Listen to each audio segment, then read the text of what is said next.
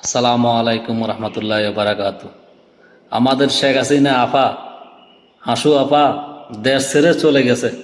ভাই, দেশ ছেড়ে চলে গেছে হাসু আপা, এখন ইন্ডিয়াতে আছে। ছাত্র আন্দোলন, এবারে কি মনে করো ভাই? ছাত্ররা পারে না এমন কিছু আছে? দেশের জনগণ কিভাবে কি খেপাটা খেপছি, কি খেপাটা খেপছি দেশের জনগণ, চিন্তা করেন ভাই।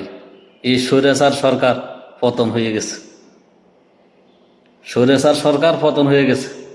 শেখ হাসিনার অস্তিত্ব থাকবো না, আর অস্তিত্ব আর থাকবো না। জনগণ কি জিনিস চিন্তা করে দেখো। আজ দেশটা স্বাধীন হয়েছে, দেশটা স্বাধীন করলো আজ ছাত্ররা, অনেক খুশি আলহামদুলিল্লাহ। দেশটা অনেক স্বাধীন করে দিল ছাত্ররা, আজ দেশ স্বাধীনই ভাই। হাসু আফা গেছে গো, আমাদের শেফুদা ভাই কই?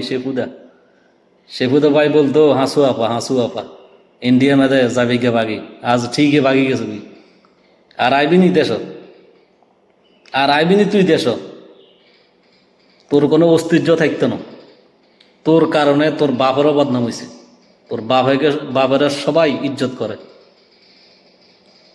তোর বাপের সবাই ইজ্জত করে। আর সেই বাপের তুই আজ বদনাম করে দিছ।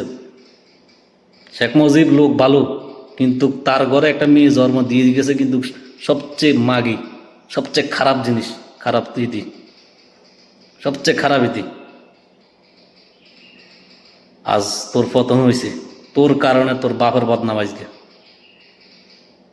তোর বাপেরে সবাই সম্মান করে, সবাই, তোর কারণে আজকে তোর বাপের বদনাম। তুই গেছের কতগুলা হাজার ছাত্রকে মারি, তুই গেছের কতগুলা ছাত্র তুই মারলি। তোর বিচার হবে একদিন না একদিন এই বাংলার জমিনে, তুই মনে রাখিস।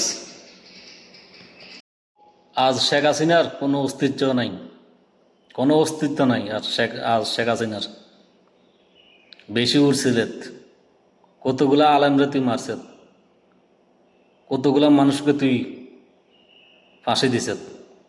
তুই এটা মনে রাখিস। তুই তুই দেখবি একদিন তোদের কোনো অস্তিত্ব থাকতো না, একদিনও অস্তিত্ব থাকতো না তবু।